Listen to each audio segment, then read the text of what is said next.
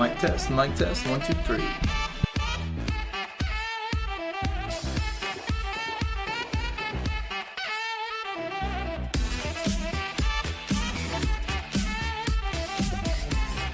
All right, folks. Good morning. How we doing? Hope we're doing all right. Oh yeah, let me get this crazy jazz music off. How we doing, folks?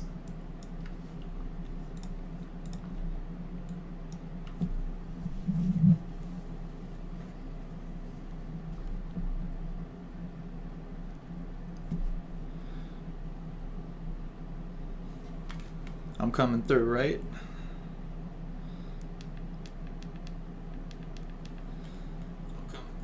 I am. At least on my end. Cool. Thanks, Sarah. All right, folks. Well, first off, pretty cloudy day. It's gonna be, just about 50, 60 degrees. So not as nice as yesterday. I hope you got some fresh air then. Yesterday was gorgeous. My goodness. I hope that weather comes and sticks around for a while. In terms of the test, I don't know if you guys saw on Google Classroom, but they came out and they said that there are no calculations. While they will give you data, they'll give you some numerical data, they're not asking for any sort of calculations. So once again, Facebook group, they were right. So you guys can rest easy. We don't need to do weird math lessons online. That could get real messy. I don't know how you've been doing it in math class. Probably some reasonable way. But anyway, point being, we don't need to worry about that for the test. The only thing we need to worry about is exactly what they outlined, which is just solving environmental problems, talking about those issues, probably experimental design, that type of stuff. So that should give you at least a better view as to what to expect. What should we really be preparing for, that kind of stuff.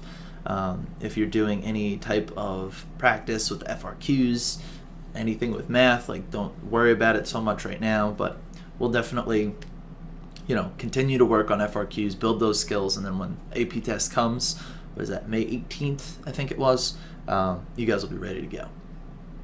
Alright, so that's basically it for right now in the AP test. There's been no other real news. Do you guys have any questions before we get started? Any comments? Gosh, I need to change my lighting. Hold on one second. I look so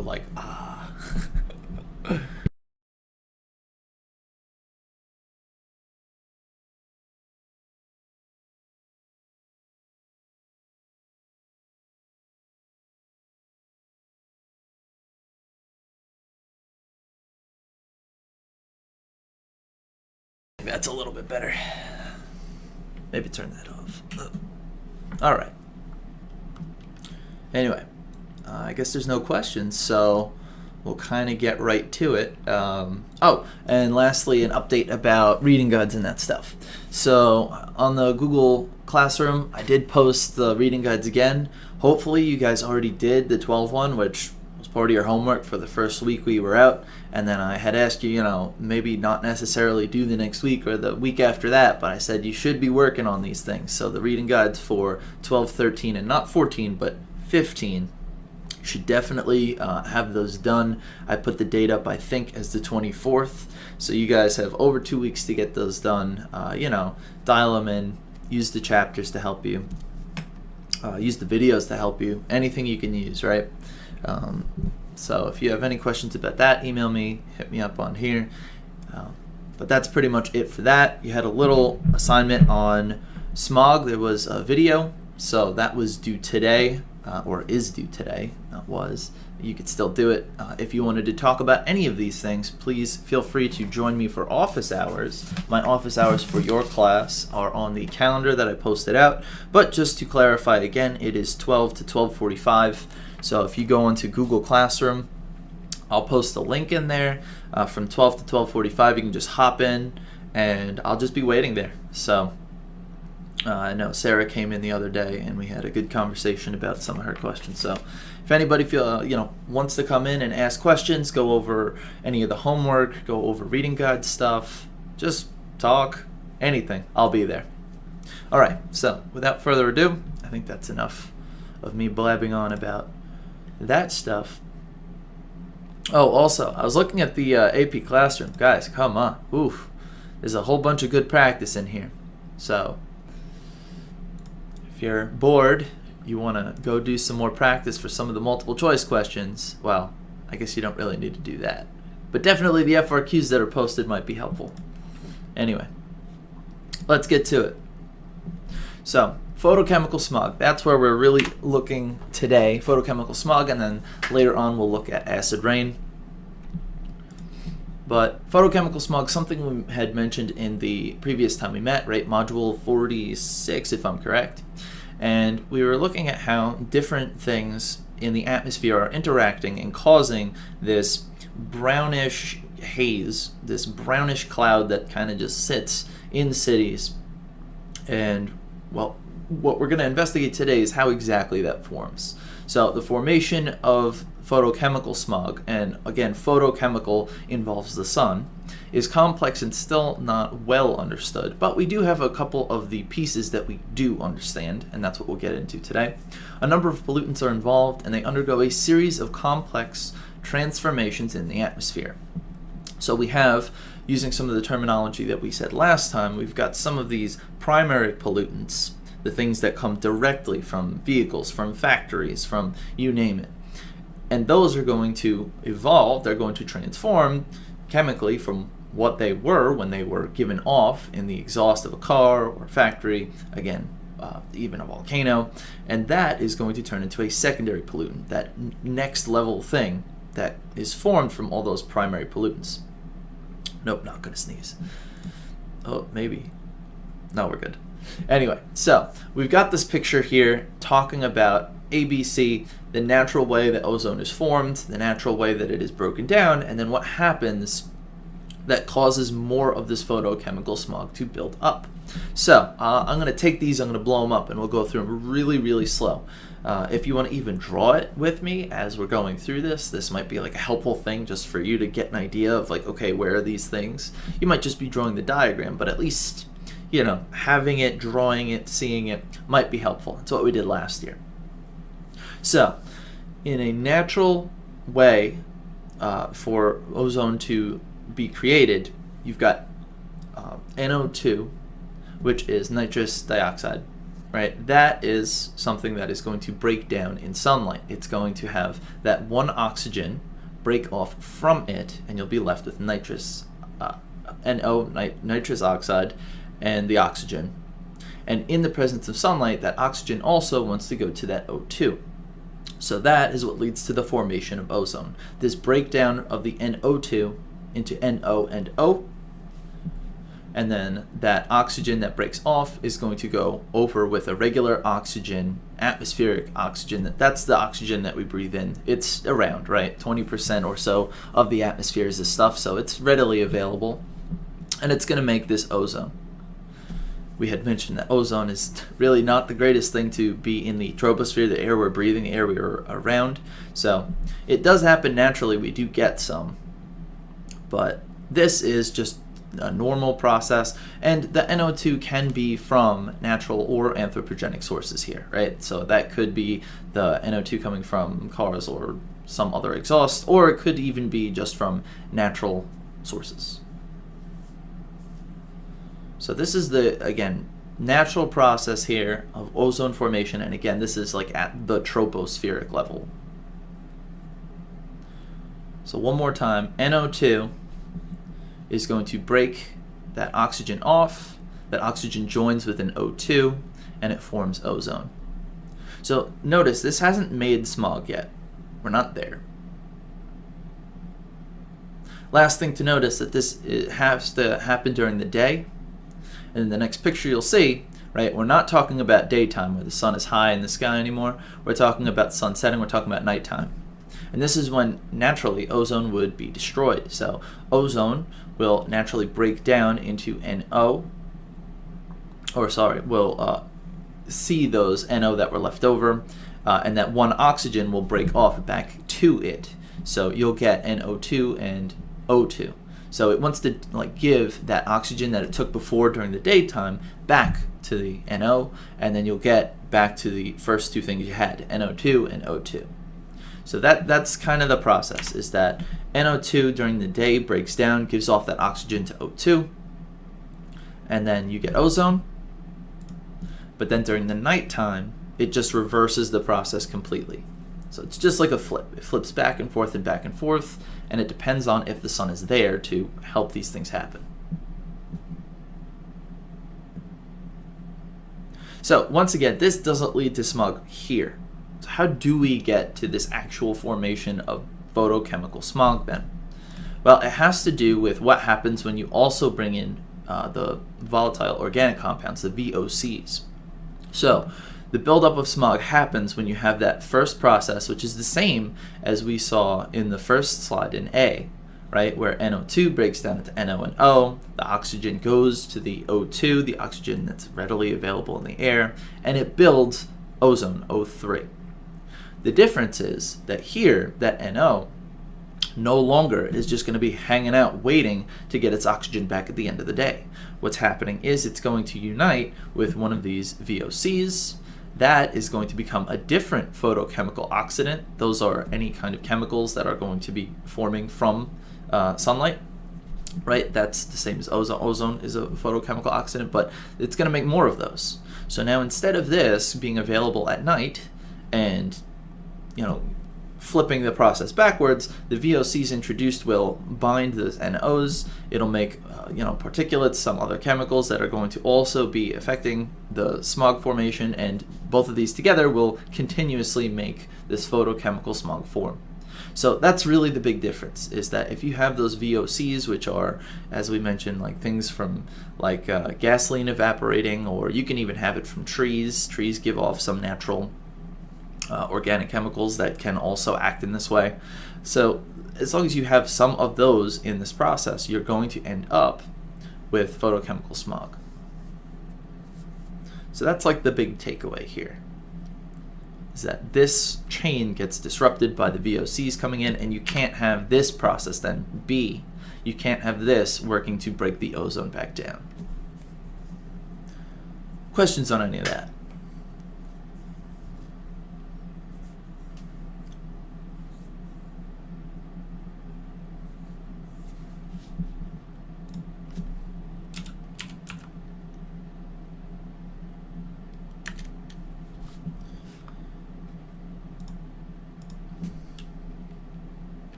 Also, sorry, just to correct myself on like what exactly these are called. So NO2 is nitrogen dioxide, and the NO is nitric oxide. I was calling it nitrous oxide. Whoops.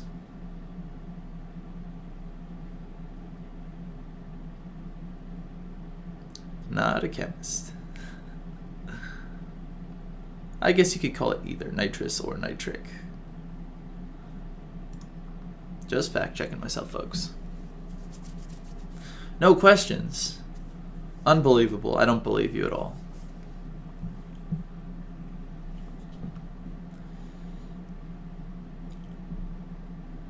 Come on, at least one question.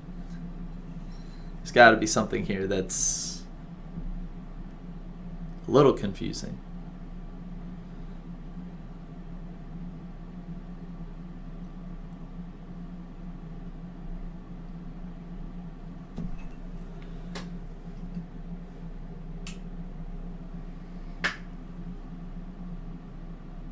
Nothing? I'm shocked. Maybe you guys have just been really doing well with the textbook. That's what I'll tell myself. Anyway, I'll go through it one more time, just in case people are being shy. Okay, so just to get the wording right. Okay, so nitrogen dioxide, NO2, during the daytime breaks into this nitric or nitrous oxide, NO, because the oxygen breaks off in the presence of sunlight. Then also the oxygen is going to be donated to an atmospheric oxygen molecule. So you've got O2 that's combining with O, creates ozone only during the day. Then at night it is going to naturally be breaking down. Ozone will donate that oxygen back to the nitric oxide, and it'll go back to the beginning where that ozone is broken back down into the first two things that you had, oxygen, O2, and the nitrogen dioxide, NO2. So it's back and forth depending on night and day and night and day. To make smog though, VOCs are introduced, which are going to bind those NO, those nitric or nitrous oxides, to more photochemical oxidants. Nitrogen oxides are the group, that's like the family of NOs. Like if you said NOx, those are nitrogen oxides. Yeah, the naming conventions for chemistry get a little confusing. Even I get confused, though I'm not necessarily a chemist. Every chemist probably is face palming right now. So no, it's nitrogen dioxide, nitric oxide, or nitrous oxide, and then they are all the nitrogen oxides. I know it gets very confusing. Point here, even if you don't remember necessarily the specific names, the NO2 goes through its natural daytime process to NO and O. The oxygen's donated to the atmospheric oxygen, and then that makes ozone, and then the NO that's left over, the nitric oxide, joins with the VOCs, forms photochemical oxidants. And those two together will sit there and just continue to act as photochemical smog. So because the ozone doesn't have anything breaking or trying to get that oxygen back from it, it just kind of lingers. It describes them separately in the book, though.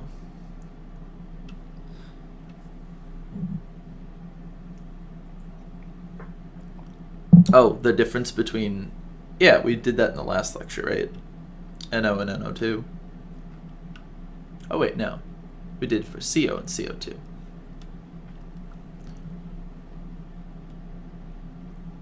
Anyway, moving forward, folks.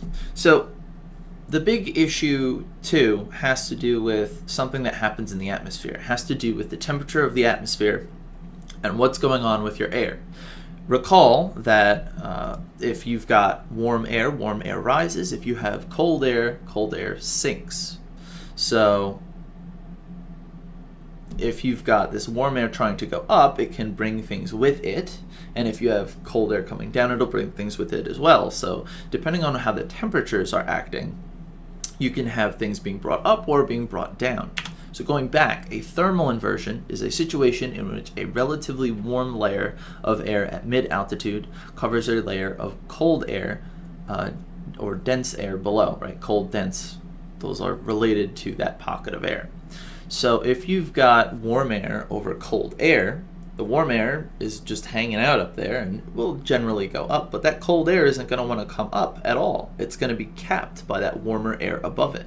Usually the warmth at the bottom will come up and then the colder air on top will come down, right? If you look at this image, right? Cold air should be coming back down to earth. But if you've got this flipped where the hot air is up top and it has only cold air down here, there won't be that movement. There won't be this convection cell that is moving. So the inversion layer is the layer of warm air that traps emissions in the thermal inversion, and the warm inversion layer traps emissions that then accumulate beneath it. So this warm air layer acts as a cap. It just caps in all of that air, that cold air underneath it, and because it's not convecting, it's going to have all of the emissions, all of the pollution that is given into this cold air just stay there. It's just going to be in the air and it's not going to get a chance to move. So thermal inversions that create pollution events are particularly common in some cities where high concentration of vehicle exhaust and industrial emissions are easily trapped by the inversion layer. Also, it has a lot to do with what you read in the beginning with, I believe it was Chattanooga, right, with the mountainous environment. Same thing with like Mexico City. Mountainous environments will be more likely to have a thermal inversion occur, given that they are in like a bowl shape, which we'll see in the next picture here, right? This bowl shape that you can trap these pockets of air in. So that's an area where it's much easier to cap the cool in if you've got a warm layer on top because, well, it can't go out to the sides, it's capped. So, under normal conditions where temperatures decrease with increasing altitude, emissions rise into the atmosphere. That's what we're seeing here. So if it's warm and then cold and colder, like it usually is, then all of this will want to go up and up and up, right? Think about that, right? Warm air wants to rise. It will bring with it all of those emissions, bring them up into the atmosphere until it cools off later and it moves around.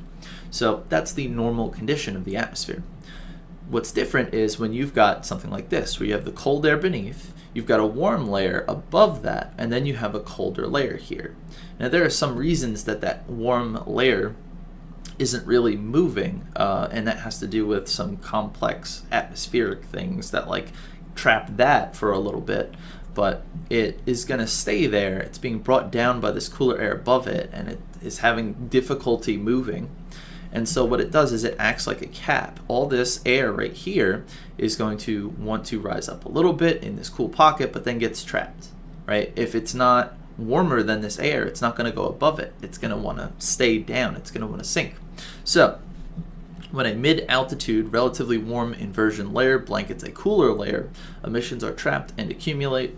And so that is what that thermal inversion is, and that definitely is going to perpetuate photochemical smog as well, right? If you've got all these things trapped together, you've got all these emissions trapped underneath this air cap, it's just going to get way worse than it usually is.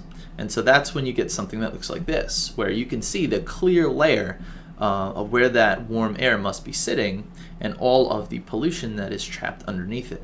So it just literally can't go up. It's trapped by this layer of air. And again, it's going to happen in places that are surrounded by mountains because it can act like as a bowl. So it's like covering that bowl. It can't leave out of the sides.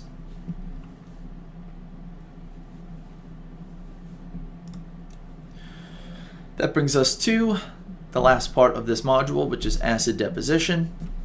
It's definitely improved given some of the regulations we have, but acid deposition itself occurs when nitrogen oxides and sulfur oxides, so NOx and SOx, are released into the atmosphere and combine with atmospheric oxygen and water, which are readily available up there.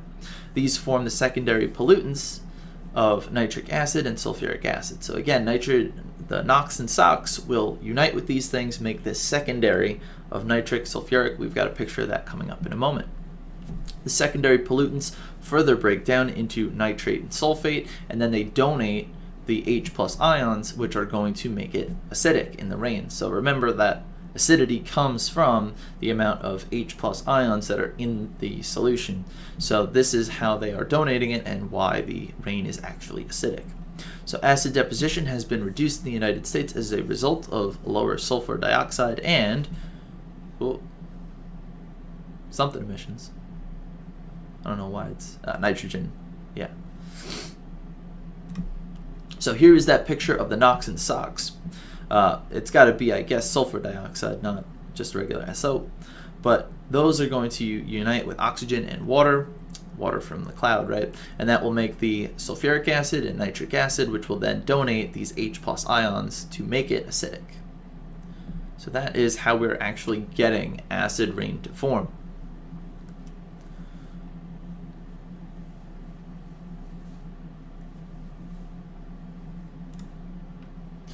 And of course, this is bad for a multitude of reasons, lowering the pH of lake water, right?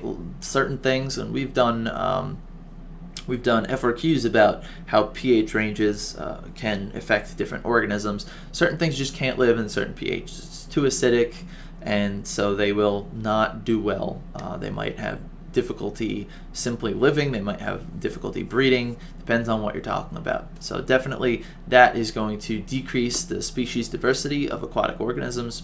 It's also going to help to mobilize some of the metals that are within the soil, which can be bad for those organisms as well, right? Heavy metals in the water are definitely not good to be going into gills or drinking, right? And that goes for us too. If we're drinking heavy metals, it's definitely not good if we're drinking something from like surface waters.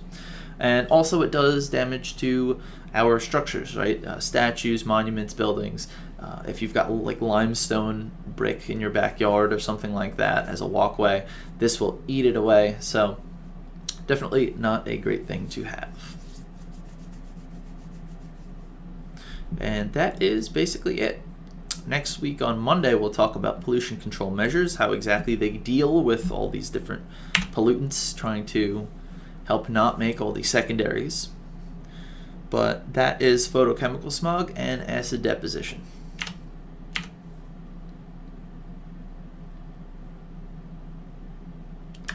So if you guys have any questions,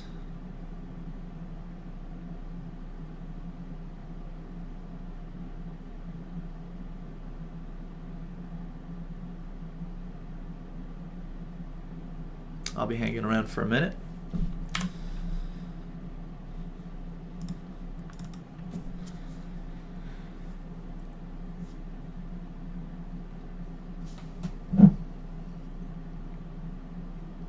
Also remember guys, office hours 12 to 12:45. There will be one FRQ that'll be due next Monday. I'm going to post that up later.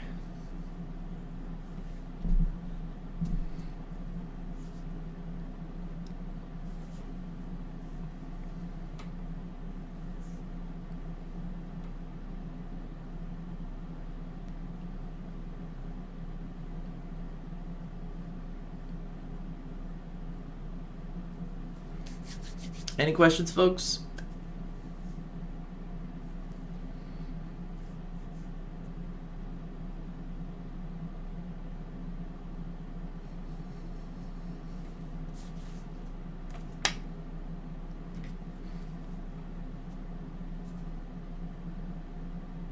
All right, well, if you have any questions, you know where to reach me. You can always email me. You could go into the Google Classroom, or you could come into office hours once again, 12 to 12:45, and that will be in a Google Meet link. You can just click it, hop in. There might be some people in there, but I don't expect that if you come in, there'll probably be like many others. Sorry.